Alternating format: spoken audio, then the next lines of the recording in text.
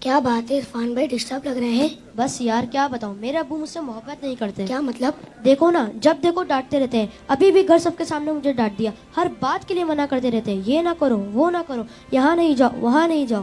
اتفاق سے میرے ابو بھی ایسے ہی ہیں۔ مجھے تو ایسا لگتا ہے دنیا کے سارے ابو ایک جیسے ہوتے ہیں۔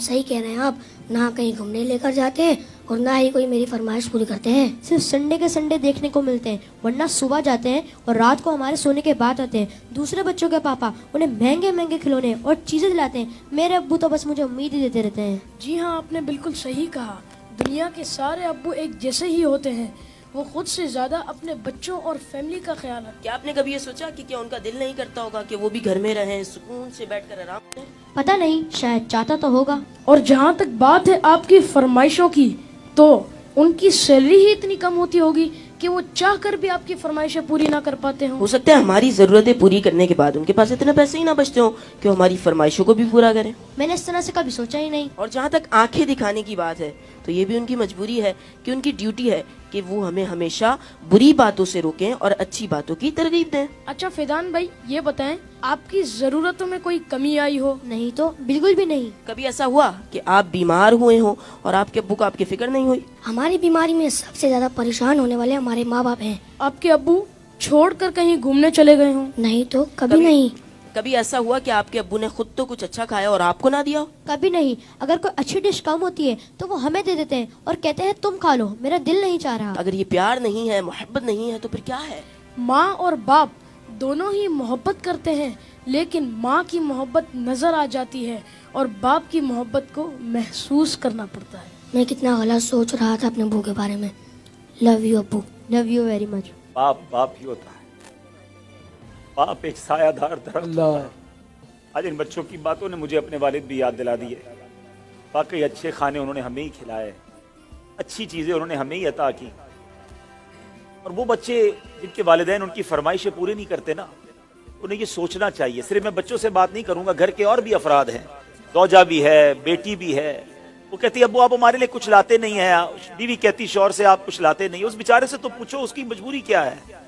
صبح سے گھر سے نکلتا ہے، چاہے سردی ہو چاہے گرمی ہو، کوئی موٹر سائیکل پر جاتا ہے، کوئی بس پہ بیٹھ کے جاتا ہے، کوئی دو بسیں بدل کے جاتا ہے، بارش میں بھی جاتا ہے۔ کیوں جاتا ہے؟ کہ چھٹی کروں گا تو تنخواہ کم ہو جائے گی، تنخواہ کم ہو جائے گی تو بچوں کو کیسے پورا کروں گا، اسکول کی فیس بھی دینی ہے، بچوں کے لیے کپڑے بھی لانے ہیں، کھانا بھی وقت پر لانا ہے۔ ہر چیز ہمیں تیار ملتی ہے۔ اس کی سورس کون ہے؟ وہ سورس ہمارے والد ہیں۔ اور بہت پیاری بات اس بچے نے کہی کہ ماں کا پیار تو نظر آتا ہے، والد کا پیار محسوس کرنا پڑتا ہے۔ پوچھو ان سے جن کا باپ چلا گیا۔ والد ایک سایہ دار درخت ہے۔ کبھی درخت کو دیکھا آپ نے؟ اس کے اوپر کے پتے گرم ہوتے ہیں، وہ ساری دھوپ اپنے اوپر سہ لیتا ہے اور اس کے نیچے اپنے بچوں کو چھاؤں دیتا ہے۔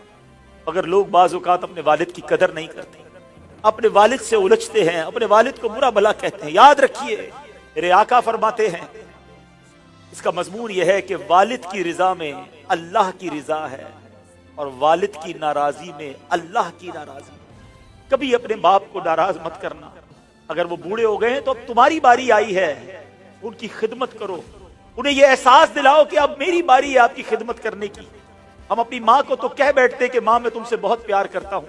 میں ساری دنیا کے بچوں سے پوچھتا ہوں کہ کب اپنے باپ کو کہا تھا کہ ابو آئی لو یو، والد صاحب میں آپ سے بہت پیار کرتا ہوں، آپ دنیا میں آج میں جو کچھ ہوں ابا جان میں آپ کی وجہ سے ہوں، یہاں تک پہنچایا مجھے آپ نے ہے۔ ارے جس نے انگلی پکڑ کر چلانا سکھایا، جس نے ہر مشکل میں کہا گھبرانا نہیں، میں تمہارے ساتھ ہوں۔ کہیں پھنس جاتا تھا تو ابو کے پاس آتا تھا، وہ کہتے بیٹا میں سنبھال لوں گا۔ اب وہ جب چلے گئے اب پتا چلتا ہے کہ کون ہے جو سنبھالے گا۔ بچپن اور بڑھاپا برابر ہوتا ہے۔ جب ہم چھوٹے تھے ہم نے بڑی ضدیں کی، ہم نے بہت اپنی باتیں منوائیں۔ اب سمجھو والد صاحب کا جب بڑھاپا آ گیا تو میں نے ان کی باتیں ماننی ہے، ان کی غصے کو برا نہیں ماننا، ان کے ٹوکنے کو برا نہیں ماننا۔ کبھی باپ کا دل مت دکھانا، یہ مت کہنا کہ آپ کو نہیں معلوم۔ ارے اسے کہتے ہو کہ نہیں معلوم جس نے ہمیں چلنا سکھایا، جس نے ہمیں کھڑا ہونا سکھایا، ہر مشکل میں جس نے ہماری مدد کی۔ خدارا میں ساری دنیا کے بیٹوں سے، ساری دنیا کی بچیوں سے، ساری اولاد سے گزارش کرتا ہوں، اگر تمہارے والد زندہ ہیں ان کو خوش رکھنا، اور بوڑھے ہو گئے تو اب احساس دلاؤ ان کو کہ ابو جان آپ نے بڑا کام کیا ہمارے لیے، بڑی محنت کی، اب ہماری باری ہے آپ کی خدمت کرنے کی، اب ہم آپ کو سکھ پہنچائیں گے، اب آپ کسی ٹینشن میں نہ رہے، میرے پاس جو کچھ ہے ابو جان یہ سب آپ کا ہے، آپ کی وجہ سے ہے۔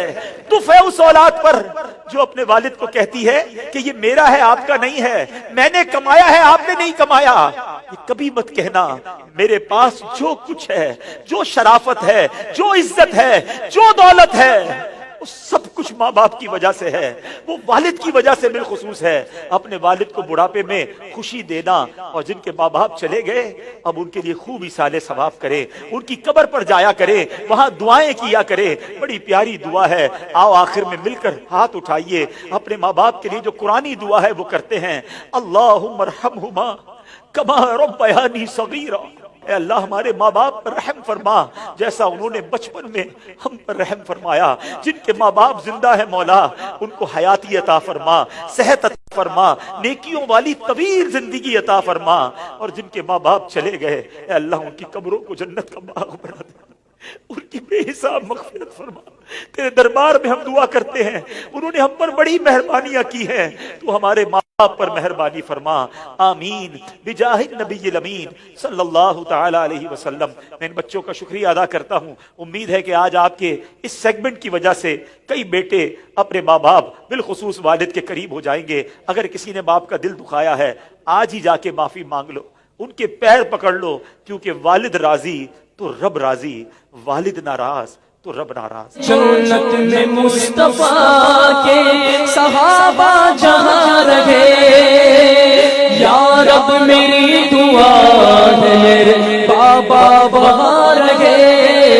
اللہم صلی علی سیدنا و مولانا محمد